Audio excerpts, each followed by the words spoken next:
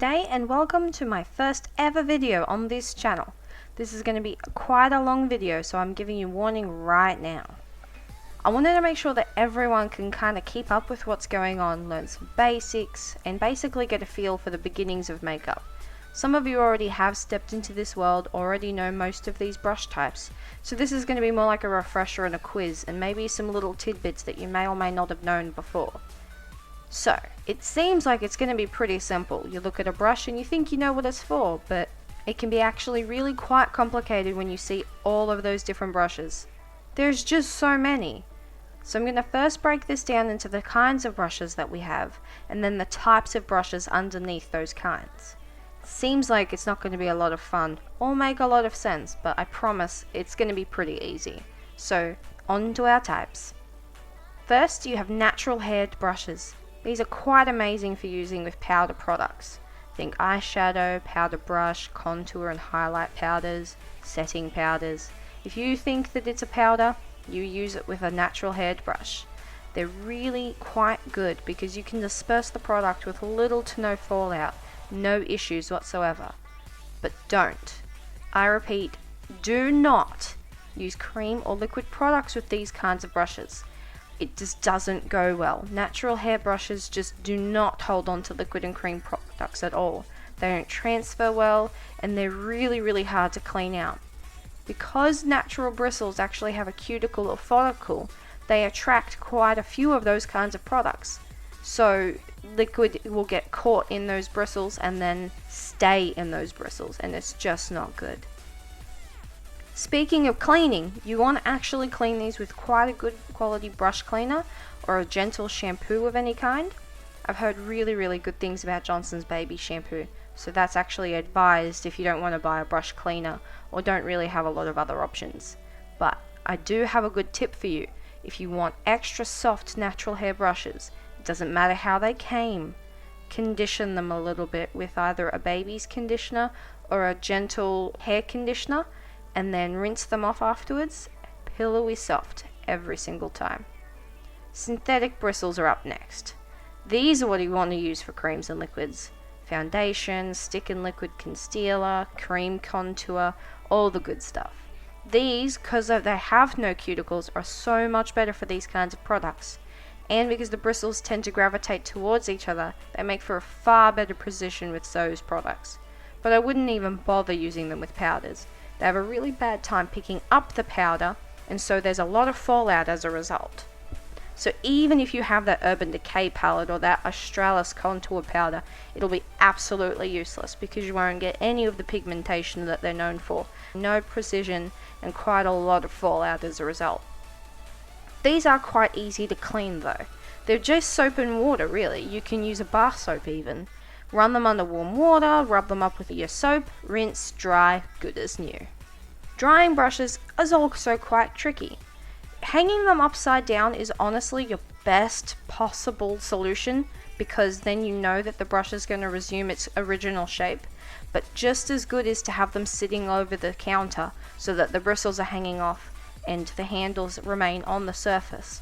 You get good airflow that way, and there's no bacteria growth, and you will still get just as good form from the bristles. On to actual brush types. In this video I used ELF brush pitches. I don't actually think it matters what brand you use, to be honest, so long as their bristles are good quality and you use the right brush. There are basic types and loads of different kinds under those types. In our easiest and most used brushes, we'll start with foundation. There are different kinds of brushes for liquid and powder, and as we know now, those are vastly different products. So let's start with our liquid brushes. First up, we have our stereotypical foundation brush. This is the one that comes in most of our multi-packs and brush sets, the quickest and easiest kind of one to try. You name it, you can find it. This is just a plain, flat, tapered brush. Good ones have far less fluff on the top of them at the end of the bristles. Closer set bristles are what you want to look for. Next is a slightly different shape. This one's a little rounder, better suited for all the nooks and crannies in your face without leaving streaks, and as a result requires far less blending from the blending brush. The third up is our tapered round tipped precision brush, suited for older ladies maybe, someone who has a lot more fine lines and wrinkles on their face for sure, and it has a softer tip to help blending quite a bit. Lastly, but certainly not least, is actually officially called a stipple brush, but this is really good for blending. It prevents streaks quite easily, and buffing the product in is really easy with this brush. You can get a good smooth application. These are also particularly good for putting color and pulling the color down onto the neck. On to powder. Here we have a rounded flatter brush. This is a lot better for pushing product all over the face. Generally, if you use powder foundation, you want to use this kind of brush. That way you get a good all over coverage. This brush is a little bit more compacted, but it's better for fuller coverage powder, and if you couple this with the previous one, gives you a very good base. This last one is the closest. It has bristles very packed together for very good precision, but the rounded tip is still exactly the same as the other one, and very good for putting powder onto your face. Concealer brushes! There tends to be only two kinds really. This one, which has a far flatter tip for cream and gel concealers, you would use this if you have smoother skin, maybe no under eye bags, no fine lines, normal to dry skin types. That's the kind of brush you would use. Whereas this one is kind of used more for liquid concealer. People with baggy eyes and fine lines like myself, we tend to use these quite a bit more often because it's better suited for liquid. Now we can move on to our blush brush. Just like concealer, there's really only two kinds of brushes for this. This one's kind of wider, sweeping color onto fuller cheeks, rounder cheeks. It allows for good blending and gentler color payoff. This one tends to be for smaller cheeks or higher set cheeks, and a far better application for more concentrated color. Contour brushes tend to always be angled. This one, and this one are all essentially the same brush with small discrepancies in bristle tightness, in bristle placement, depending on what color payoff that you want. These are what you apply your contour shade with, and occasionally I've been known to use them for blush or even highlights. This brush is quite good for precision placement, as is this one. The thinner tip and wider spread mean the color is very concentrated in these ones, so I would suggest that if you don't know what you're doing or if you're learning for the first time, wouldn't use this brush. I've actually never seen this brush before. This is specifically an ELF brand. They say that this is for their all over contour. This does cheeks, nose, chin, forehead. Being flat topped and sloped inwards means that this would definitely be a good high precision brush for those of us who know what we're doing. Highlights are quite good for brushes. These tend to be fan brushes, like this one, and even this one. They deliver very good pigment without being too intense. You aren't limited to these kinds of brushes for highlight though. I tend to use a contour brush, or specifically a kabuki that I press flat a lot of the times. For smaller areas like the nose though, I would suggest you use a small fan like this. Now there are two types of brushes for your eyebrows. This comb, which actually contains a brush and comb, like this, and this one, and then a spoolie brush which looks like this, and this. These tend to be also used a lot for mascara, but they're actually sold as brow brushes. The actual product that you use on your brow solely depends on what brush you end up using, so those tend to be listed under eyeshadow brushes, which is actually our next category. This is definitely the biggest category. Eyeshadow brushes make up the largest portion of makeup brushes in the industry. This is what your basic brush looks like. It's flat, rounded at the top, and they generally come in small sizes like this. Sometimes they come a little bit shorter like this one, but generally they're all used for the same thing, and that is to put product onto the eyelid. Then you have a blending brush which looks a little more like this, or this. Note that these are quite fluffy and a little bit more spread out in their bristles. This is so that you can apply color in soft or harsh way depending on how hard or soft you press your brush. These are usually used for creases, or if you want to buff a product in and make the transitions really smooth.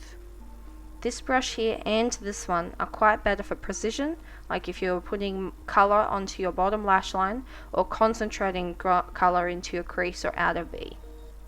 Then you have smudge brushes, which tend to be short and rounded like this one and this one, but sometimes look a little bit more like this, or sometimes even like this.